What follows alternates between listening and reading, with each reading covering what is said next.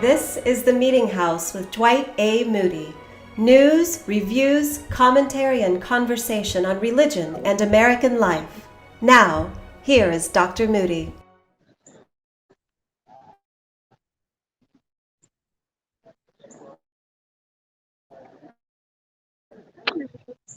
Hello, everybody, and welcome to the Meetinghouse, coming to you live from the courthouse lawn in Glenn County, Georgia. Meetinghouse, conversations on religion and American life. Down here in Georgia, a great deal of the conversation in religion over the last year and a half has been surrounding the murder and the accusations of murder, and now the trial for those people who have been accused of killing Ahmaud Arbery. That event happened on February the 23rd, 2020, a year and a half ago, more than a year and a half ago. They were arrested in May. They've been charged with state crimes and federal crimes, and there's even a civil lawsuit underway. We're going to talk about all of that, but I'm broadcasting today live from the courthouse where the trial is underway. They have seated a jury of 12 jurors and 4 alternates. There's been a lot of controversy about it because out of the 12 jurors, only 1 is black and the other 11 are white. Even the judge has indicated his unhappiness with this situation, but doesn't seem to have the legal grounds to call for a redo of the jury. We're going to, normally, as you know, in the Meetinghouse, I start off the program with 5 news stories. You're going to have to go to the website at themeetinghouse.net to read those 5 news stories, plus my commentary, plus the book review. I did a book review of Phil Yancey's new book, his memoir. It's very, very interesting, but you'll have to read that on the website at themeetinghouse.net. You'll have to read all the news and the commentary. I'll be back in just a minute with my guest today, my rabbi, I call her, and I'll introduce her in just a minute when we come back and have conversation about what's happening with the Ahmaud Arbery trial.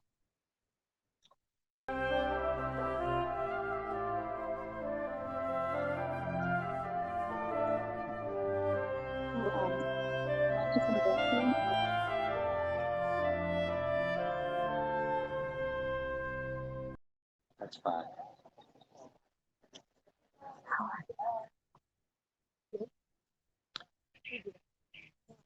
Hello, Dwight Moody, back on live talking about the Ahmaud Arbery trial. With me, Rabbi Rachel Bregman. Hi. From Brunswick here. She has been a chief leader in mobilizing the religious community. Tell us about what your role has been in trying to mobilize the religious community to provide support and attention to what's going on. Sure. So I'm part of a whole team of people, not just me. We've been working together to just show up and to be present. This is an incredibly challenging time in our community, and that is going to exist for us beyond the scope of this trial. And so we know that our job here is to help our community manage the anxiety of this moment, stay together. And this community has stayed together throughout all of this, and it's been hard, but has stayed together. So we want to encourage and foster what already is here, help people to stay together, and then we're ready to do whatever's next, because clearly this isn't right. Clearly what has happened here is not okay, and there's some systemic things that need to be changed. So when you say the community has stayed together, what do you mean? You know, we're looking at a moment in the context of the rest of the history of the recent past, right? We have this incredible awakening around how we as Americans treat people who are Black, about Black lives. And we have talking about the national movement. A national movement. Right. And so what we've seen in a lot of other places, Ferguson, up in Minneapolis, and so forth and so on, there's been a lot of unrest in and around communities where incidents like this have happened, where a Black person is killed, often by law enforcement and by people who are white. And so far, we haven't seen those kinds of breakdowns of society. We haven't seen violence. Right? We're really keenly aware of the difference between anger, fear, and violence. And so we just want to help to continue to channel all of those feelings into something that hopefully will be beneficial for the community in the long run. There's been no violence here. There's The been only no violence, destruction. wait, I just want to be clear. Okay. The only violence that has taken place here is that two men drove over and shot down another man in the street, right? And that's it. And there's been a lot of conversation about the violence around here, that, you know, this is a powder keg. I mean, we've heard all kinds of things in and around the media, and it's just not true. It has been peaceful, it has been beautiful, it's been intense for sure at times. I've seen some extraordinary things here, but none of it has devolved or you know, broken down that sense of we are one community, we all belong to each other. And this has also had the effect of galvanizing the network of ministers just among themselves, isn't it? Yes. And I know I was pulled into it early on when my minister, Tony Langford at First Baptist Church on the island, got involved, got in trouble, had to find himself a new church, which he did. And if you're listening today, Tony, we're proud of you. We talk about you all the time. Miss you. And your spirit is here. What you did from the pulpit, in your presence here on the steps, has been so important, and we want to thank you publicly for it. Rachel has carried on the work, and with others. There's a whole network. We're going to talk with John Perry in just a minute, another local pastor who has been president of the NAACP and has been a very vocal leader in the movement as well. Describe what has been going on here around the courthouse with the ministers. Sure. So we've been showing up here throughout the earlier filings. There was a bond hearing.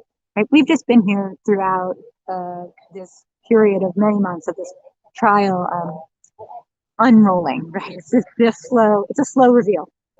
And over time, we're coming to understand what our role, I think, needs to be here, what we are called to do here. So it is definitely about presence. It's definitely about being comforting. It's about the unity of this community and finding ways to help all of us stand together and serve each other. You know, early on, we've done a lot of praying with and for people. We have a lot of one-on-one conversations, and the most amazing conversations here with people around issues of race and equity in this community.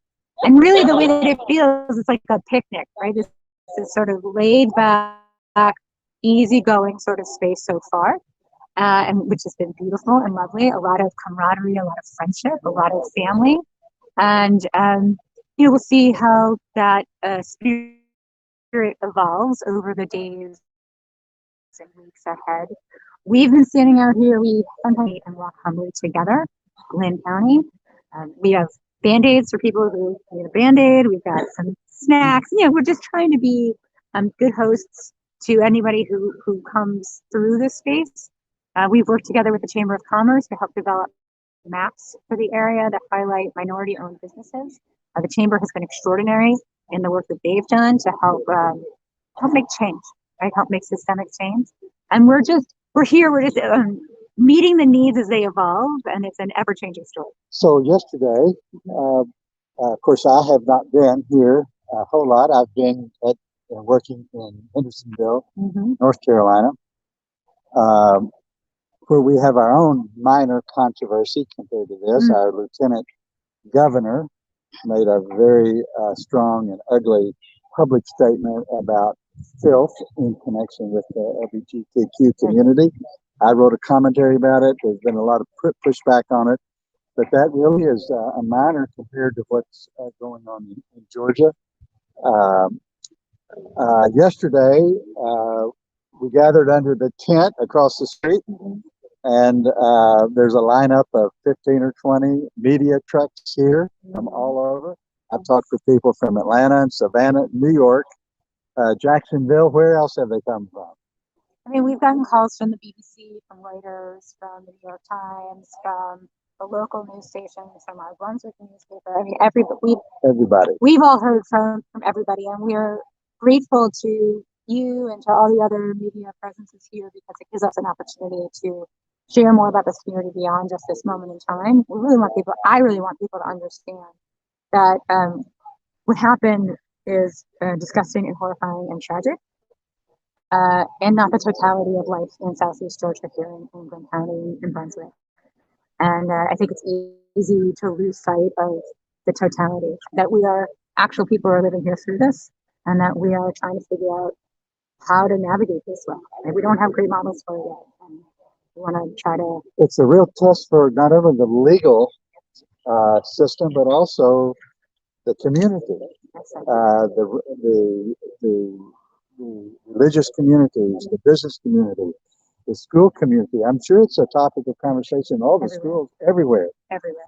And did you get called up for the jury? I did not get called up. Did anybody in your congregation? Many people in my, so 1,000 people, 185 people in this county were called up for the jury. I wasn't called, people. but my wife, who's here with me today, she was called up. Why didn't they take you?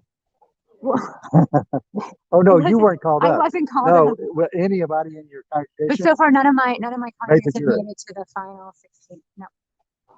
Well, of course, not as far as I know. By the way, I mean, there could be some people in there, and I just don't know it yet because that's secret information. Yeah, they haven't given the names, have they? But there has been a lot of controversy about the jury. They started out with a couple of thousand. Now they've got 16.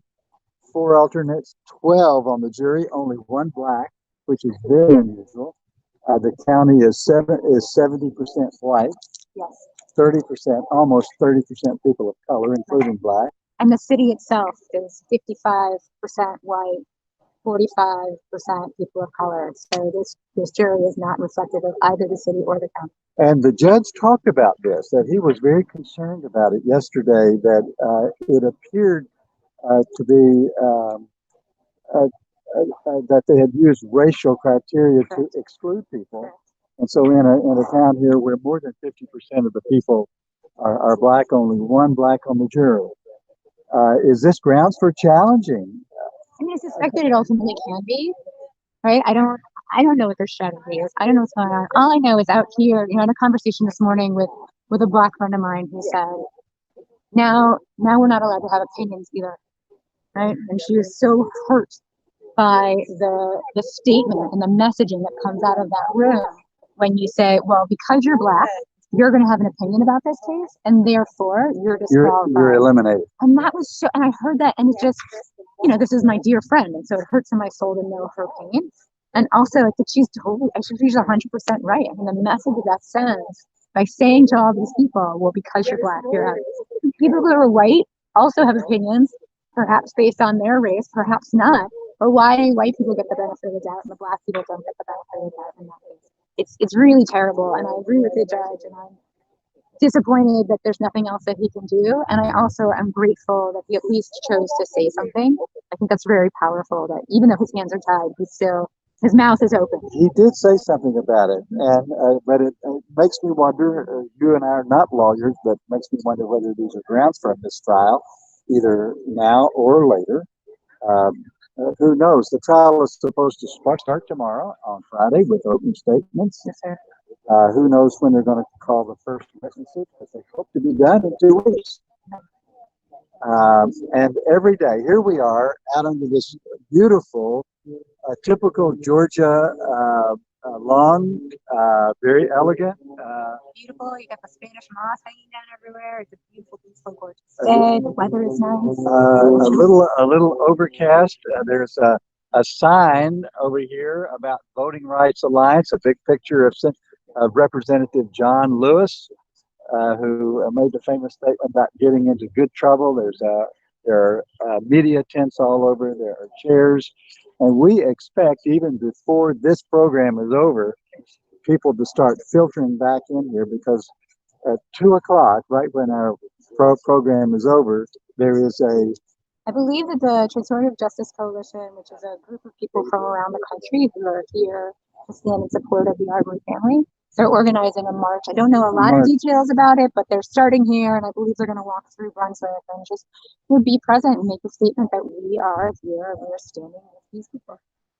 It's very important. So, have you thought about what's going to happen when the verdict is given? Of course. Tell me what your thoughts are. I have no idea what's going to happen when the verdict is given, but I will tell you this.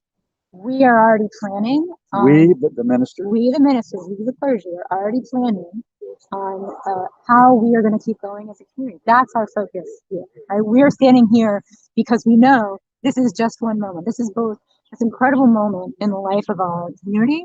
It's also in the life of this larger movement around equity. It's also huge in our community because a young man has died.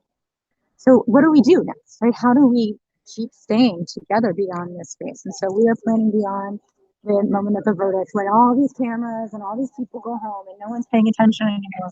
We are still going to be here, and we're still going to be living out the ideals of loving your neighbor, even when it's hard, especially when it's hard, and to stand in those places of discomfort together.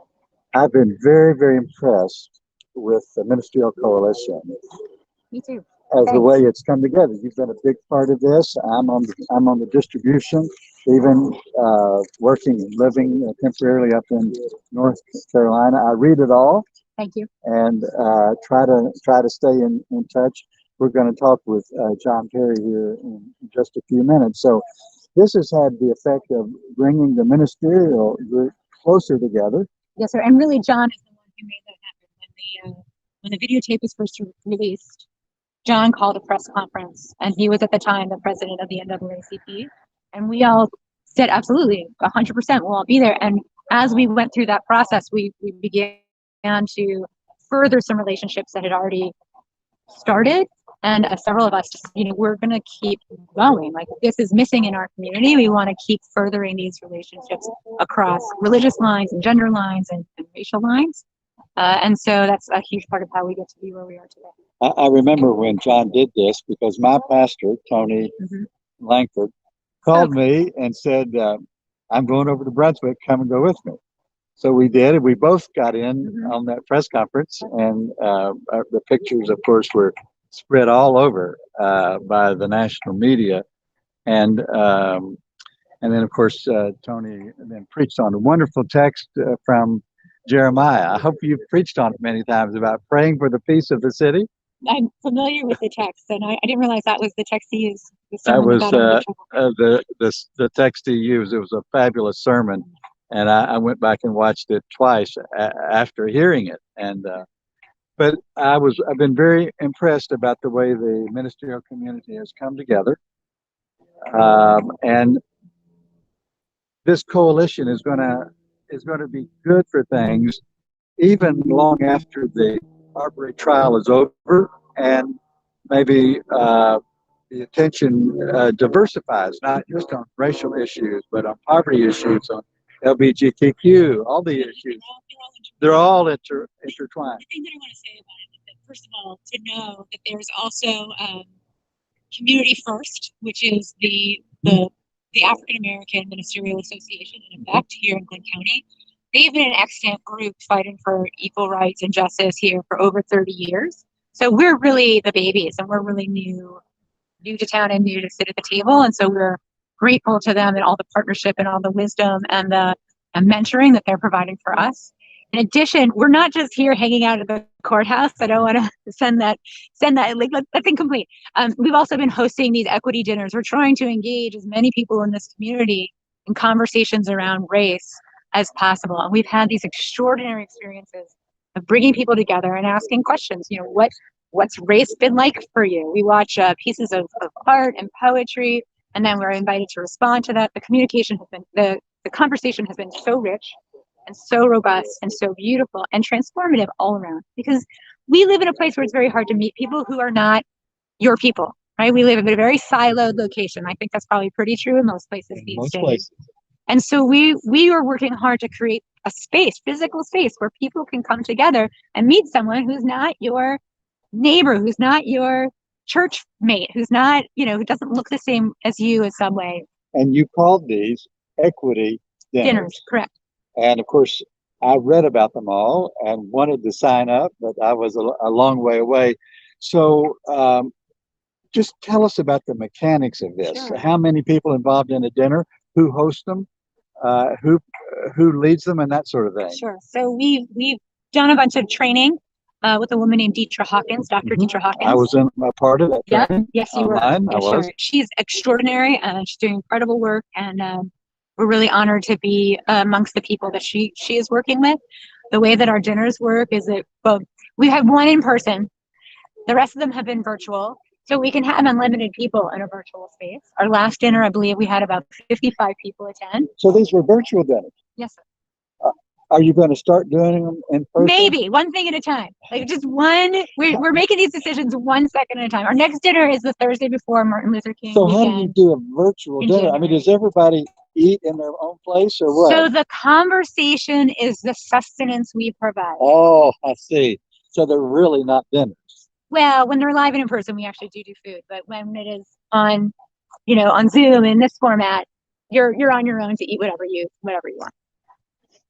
Normally, when I do a Zoom meeting and people start eating, it irritates me.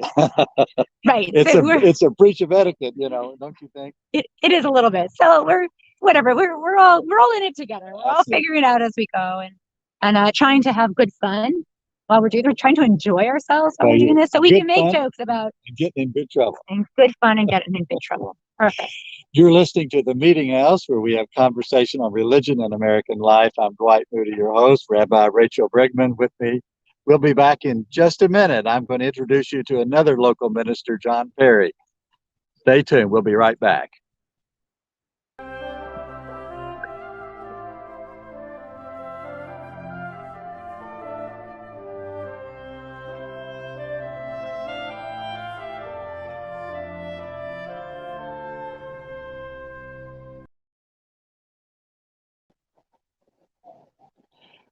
This is the Meetinghouse, where we have conversation on religion and American life. Thank you for joining us wherever you are, whether you're watching live or listening to one of the podcasts.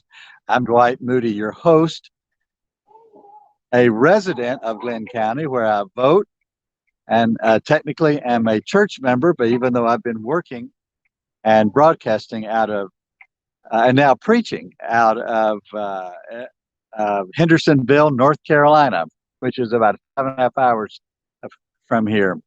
Here is my friend and guest, John Perry. Great to see you. Always good to see you. Yes, sir. It's a pleasure. Yes, John was one of my very first guests, as was the rabbi, when I launched the radio program. And we launched the program 1 week after Ahmaud Arbery was murdered. I didn't know about the murder at the time. Right. Most of us didn't. Right. But we launched the program, and from the very beginning, we've talked about it. At the time, you were the president of the local chapter of the NAACP. We just talked about how you took the initiative to call the ministers together. We stood on the steps of the courthouse, of the old courthouse. No, what is it? That building over there? Where we were. That's the old courthouse. City Hall. The old City Hall, Yeah. Right. And I've got that picture on my phone. I think it got my pastor into trouble. Did it get you into trouble? Not at all. Not at all. Not at all. I think it was expected for me to try to champion the cause of justice, and so it's a little easier for me than it was for some other men of the cloth and women of the cloth. Mm-hmm. But I was blessed by their willingness to stand in boldness and say that we need justice in this situation. And we were just talking about how what you started has mushroomed in the ministerial community, brought them together for multiple purposes. And it's been a wonderful thing to watch, even to be a part of it while I was down here, and then to watch it. I read everything that they send out. I didn't realize the dinners. Have you been involved in any of the dinners? Yes, I have. It's a powerful experience to have everyone come together for the express purpose of race relations, developing better relations, and just talking about some of those hard conversations that a lot of people intentionally avoid. And so it's been refreshing.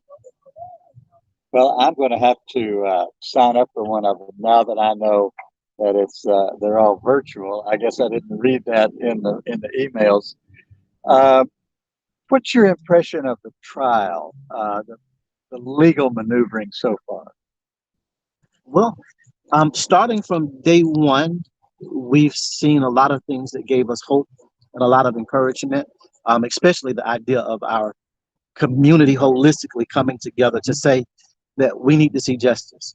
Now that we get to the trial and we see the jury selection, there's a lot of disappointment and there's a lot of pain from some people. I know for the black and brown community particularly, the question is being raised: do they really want us a part of the process of justice? You know, we advertise that every citizen has the right to be a part, but we keep on getting to these moments where blacks and browns are being Pushed to the side, aren't they? pushed to the side, not allowed to be a part of the process, which is painful for many, and is angering for others. And so it makes our job a little bit more difficult in terms of maintaining peace, because we have these glitches in the system that we've got to do something about. The judge was not happy with the jury, was he? No, not at all. And that was exciting that we had a judge that called it like it was.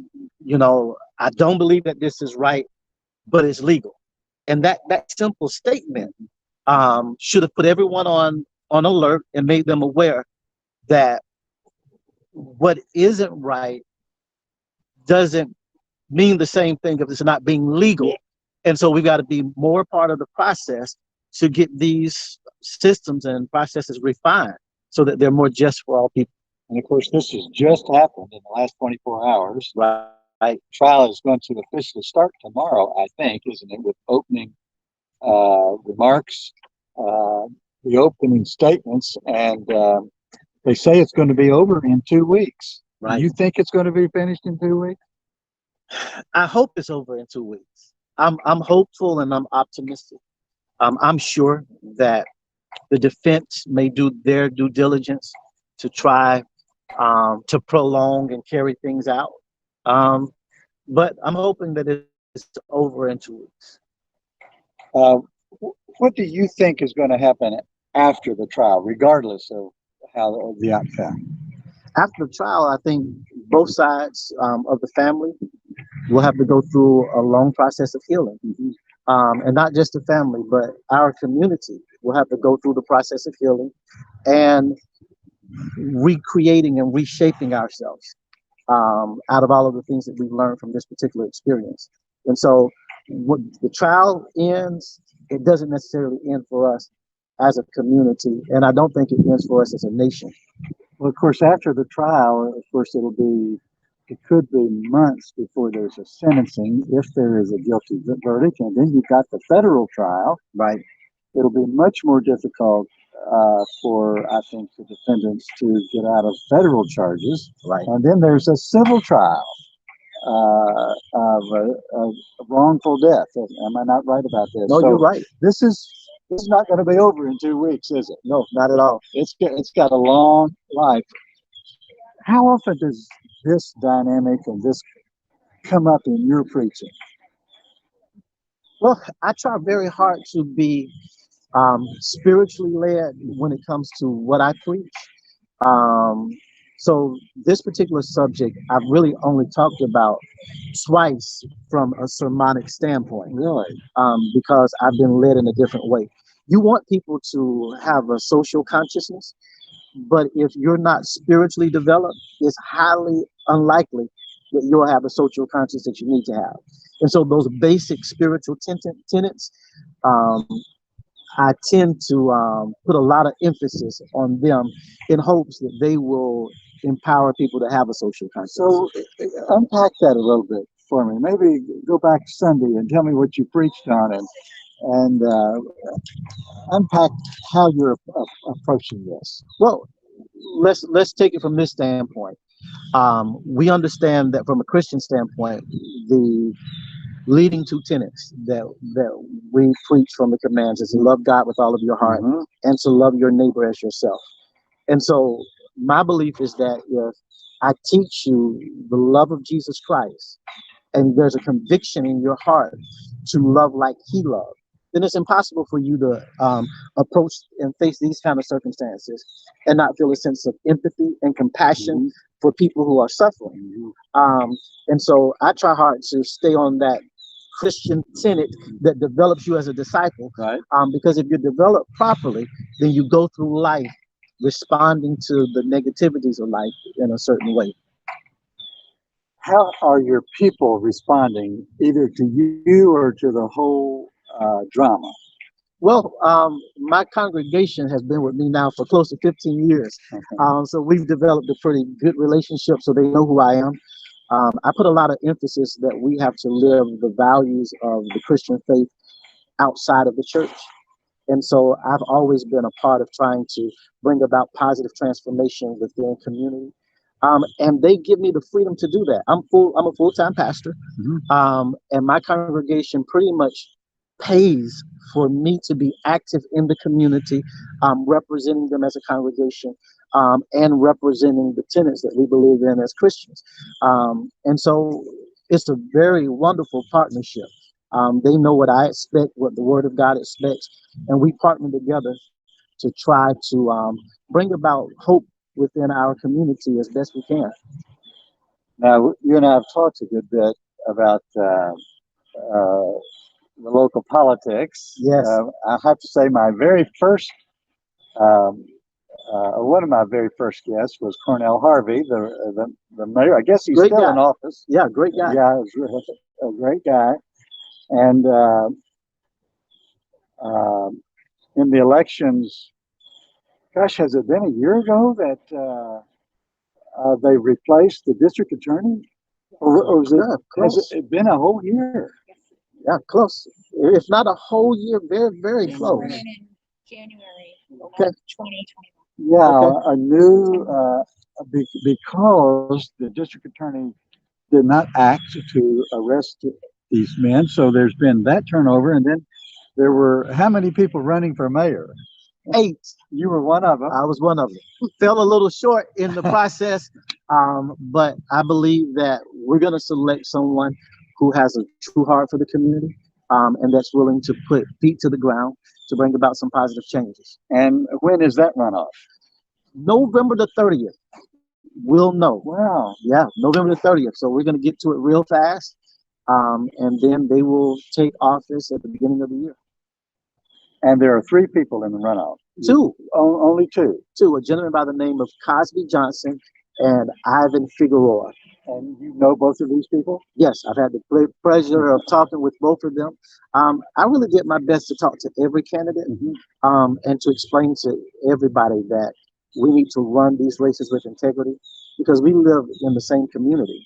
And for me as a pastor, of course, representing and honoring God in anything I do is very, very important. So the normal games of politics, I was not willing to operate in. And you were pleased with the way the campaign was run and the way the runoff is progressing, except it doesn't have your name on the ballot. Absolutely, absolutely. I was pleased with all of our candidates. They showed integrity through the process, and I think it's important that all of our citizens just show a certain level of decency and integrity when they're trying to run for public office. And all of them did that. And so kudos to all of the candidates. Well, of course, the eyes of the nation have been on Brunswick now for a year and a half. We've been part of this widespread uprising of racial concern about racial reconciliation, racial justice.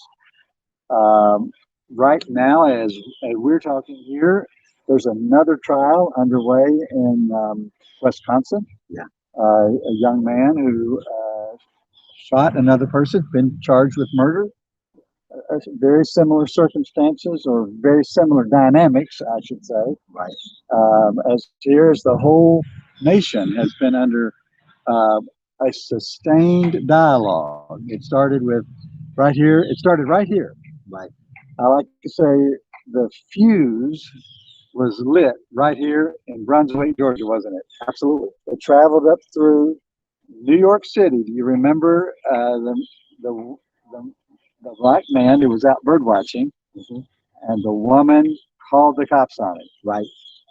And then in Louisville, Kentucky, the cops burst into their home. Breonna Taylor. No trial there, no charges yet. Right. And then, of course, George Floyd. somewhere in that mix, the Charlottesville, where a woman was killed there. All of it has raised the concern in the nation about racial justice, racial reconciliation. I've done a lot of programs on it, I'm certain. I just did one with Dr. Kevin Cosby. His little book, Getting to the Promised Land. Okay. He preached through the book of Nehemiah and Ezra. Powerful book. Powerful book. I read his book, reviewed it, we talked about it on air, and his treatment of reparations coming right out of those books. Never thought about this, never read it in the text, but he pointed out that when the Persians sent the Jewish people home, they sent financial resources with them to rebuild their nation. Right. He called it reparations. It's one of the shows I've done about all of this. And I appreciate you being here. One of the first, you and Rachel, been with me the whole time. God's blessings on you, my friend. And we appreciate you because you were a part of calling for justice from the very beginning. From the very beginning. And that means a whole lot. Yeah, I got my pastor fired, you know. we lost a great man. And I'm saddened that it led to what it led to. We lost two pastors here. Yeah. Thank you for being with me today on the Meetinghouse. This is the Meetinghouse where we have conversation on religion and American life. I'm your host, Dwight Moody, with local pastor John Perry here in Brunswick, Georgia. I'll be back in just a minute.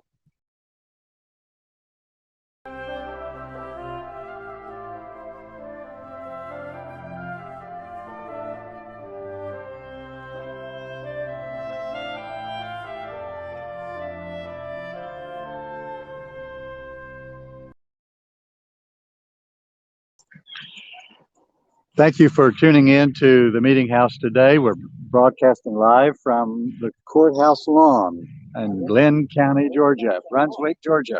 How long have you been a resident of Glenn County, Georgia? 9 years. 9 years. John says he's been a pastor 5 years. 15. 15 years, I'm sorry. And we bought our house here in 2016. So that's 5 years. Mm-hmm. I'm so glad that I've met both of you. I'm really glad about it. It's one of the really wonderful things that have come out of this tragedy in our community. The people here are extraordinary, and you don't need me to tell you that because you can see it in the way that the city is responding and how people are acting and holding space. And I will tell you, people here are extraordinary, and that's been true in my experience of being here throughout since I got here in 2013. We were talking about my pastor having this triggered a pushback on his ministry. You said there was another pastor that this happened to. Tell me about this. There is another pastor over at a Presbyterian church here who also was let go because, essentially because he got up and said racism is wrong. Racism is a problem. Why are people so resistant to this? Is it because they don't? I'm so glad you asked me this question. I'm so glad you asked me this question. Tell all of our people why. So change is hard and scary, first of all. Second of all, I think both of these men were fired from congregations that are predominantly white. Mm-hmm. And I think the reality of making change to the system is recognizing that the power is largely in the hand of people who are white, and that for there to be a real systemic change, it means telling people who've got power that they're going to have to let it go. And I think that scares people. I think they hear that as a loss. And I really would love to be living in a world where we can understand the gains that come with shared power. Shared power. What comes with equity amongst people, that the gifts that come with diversity are so profound. So I've done a lot of teaching around this, around the issue of food, right? We don't want to eat white bread and yellow cheese all the time. Right? If you just have a white bread diet, it's really very boring. We look for sophistication and variety and subtlety and nuance in the flavors that we put in our mouths. We, in fact, think of subtlety and flavor and variety and experience as being elevated and lofty from a social perspective. So why do we not do that with people? right? So I think that we understand it. We just haven't yet translated it. There's something about us as human beings is that we classify and people like to have power over. And my fervent wish and prayer is that we continue to shift from power over to power with, power with, power with. It's not a zero-sum game, right? It's not a zero-sum game. Nobody loses if we can share in the power. Our whole society, all ships rise together. And so I think people are afraid because I don't think that is something that is really inherently known. I think there's a fear and there's a holding on that I would love to just get people to relax and just, let go. We've had a national election. National elections all over the country this week. And regardless of whether Democrats or Republicans won, one of the remarkable things is the number of people of color, immigrants, non-Christians, who have been elected to places of influence, leadership, and power all over the country, the North and the South, East and West. It's really one of the most encouraging things about our political system that I've seen and felt in a long time. Yes, and I think, one of the things that we're seeing here is we're seeing changes, right? You have people who are resistant, but they're not the totality of the picture. So in addition to all of this happening, we've also passed House Bill 481, which is a hate crime act here in the state of Georgia. We've repealed citizens arrest. So in fact, the law that these men are being tried under no longer protects them, like those no longer exist. So there's so much change that is happening. I don't think at the end of the day, one of my colleagues and friends here said to me, no matter what we do at the end of the day, we cannot bring them on. And I'm crushed by that reality. I've learned about this person. I've learned so much about this human being through this process. And I am heartsick because I never will get to meet him. And from what I know from his family and from this community as a whole, he was such a great human being, right? A real light in the world. And he is gone. And that is not ever coming back. Because people assume something about him. Right. Based on his color. And I want to be clear, I think it's actually even more sophisticated than just color. It's that he is able-bodied, it's that he's male, it's that he was black, and it's that he is physically fit, right? That's a foursome coming in together, and that picture is scary in our world. Young, fit, healthy black men are somehow scary. Like, are you kidding me? Gorgeous. So I think there's a lot of shifting to do, there's a lot of learning to do, and there's a lot of fear to overcome, which is why we've been doing the equity dinners, right? The burden of most of the work that has to happen now is on us white folks. Well, now that I know that all the dinners are virtual, I'm going to join one. We want to explain that the court has been in recess for lunch, and just before we started, there was a big mob of reporters, and several people came out of the court and spoke. They've all dispersed to go eat lunch, but they're on their way back in. And I think court will resume at 2 or 2:30, and then there's a march here. And on this Thursday afternoon in Brunswick, Georgia, at the courthouse, at the trial of those who are accused of the murder of Ahmaud Arbery. Thank you, Rabbi, for being with me today. Thank you. God bless you. You're one of the great things that's come out of this trauma in our community. You and I were friends before all this happened. Well, that is true. Thank you very much. I'll be back in just a minute to wrap things up. Thank you.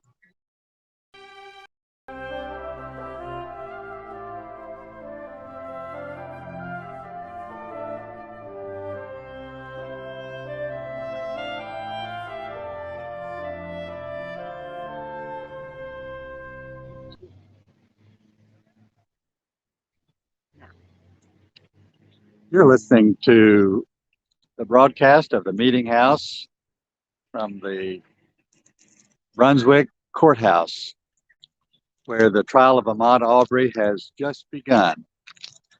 They have seated the jury, and the plaza all around me is full of activity. I think I'm going to turn this over this way and show you in the background the whole range of media trucks. They've come from all over the country, large and small, to cover this trial, even as there's another trial going on in Wisconsin that has strong racial overtones. People are beginning to collect back on the lawn here, coming back from their lunch. They're getting ready for a march. They are also getting ready for court to begin again. I want to thank you for watching today, and I want to encourage you to go to the website at themeetinghouse.net. At themeetinghouse.net. We haven't read the news today. The stories that we printed. There were 5 of them this week. The first one was about the president. Our president visiting the Pope in Rome always generates lots of interest. The president said that the Pope told him he was a good Catholic and he should continue taking communion. You know, there's been a lot of controversy about that. A second, nationally known sociologist of religion, Ryan Burge, who also happens to be a Baptist pastor teaches at Eastern Illinois University. He put out his statistics today that if America was divided only into 200 people, those 200 Americans, 106 would be Christians, 4 would be Jews, 3 Mormons, 2 Buddhists, and 1 Hindu. 45 out of those 200 would claim no religion at all, called the nuns. And 26% would either be humanist, atheist, or agnostics. 14% or 14 of those would be all the rest. That's the second story of the week. Number 3, a woman by the name of Tricia Marnarin was installed as the bishop, as they say, of the Baptist Convention of Washington, D.C. She is the first woman to hold this position in the 145-year history of that collection of churches, 165 churches in that metro area. Those of you who are fans of Rachel Held Evans know that she died 2 years ago after a short illness at the age of 37. She had become a very influential and popular writer. Her husband now has gathered up a collection of her unpublished work, and has published her work just this week in a book entitled Wholehearted Faith. Those of you who are fans of Rachel Held Evans will want to get that book. I may get it and review it for the Meetinghouse as well. And then we've been following the story from Christian Aid Ministries just outside of Cleveland, Ohio. You remember it was 17 of their lay missionaries who were captured down in Haiti who were kidnapped and are being held for a total of $17 million ransom. I want you to know that the Christian Aid Ministries represents the Anabaptist tradition in America, and they have emphasized in their work since the kidnapping their commitment to praying for the kidnappers, to responding with nonviolence, and to forgiving the kidnappers even while they are negotiating their release. I encourage you to go to our website at themeetinghouse.net, where you'll read all of these news stories, where you will read my commentary this week about when to say no and when to say yes in religion. Many of us were raised in a just say no kind of religion, and gradually in my life I have embraced a just say yes approach to life. And then I have my book review of the new book by Philip Yancey. Many of you have read his books. He has published 25 books over the years. And this was his memoir about his growing up right here in Georgia. Grew up in a fundamentalist Christian family with a mother who was mentally ill, perhaps, outright crazy, but very devoted and very religious.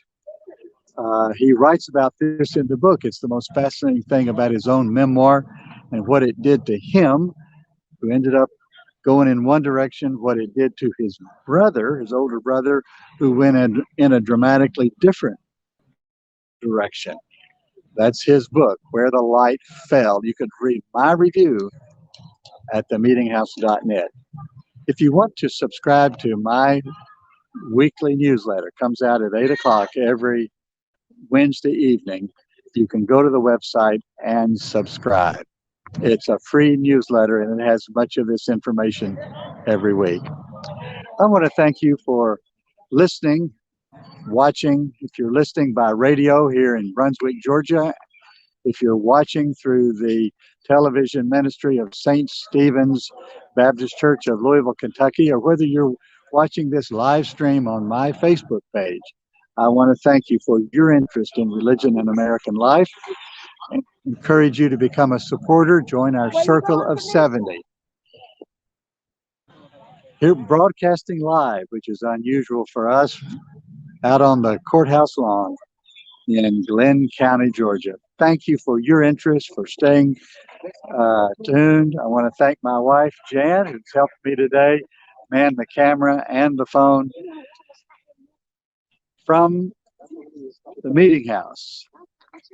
This is Dwight Moody. Remember to do justice, to love mercy, and to walk humbly with God. God bless you. Thank you, and have a great day.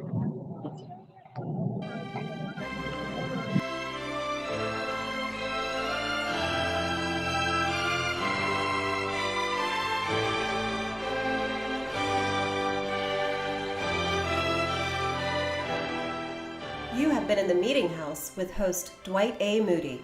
Thank you for watching or listening today.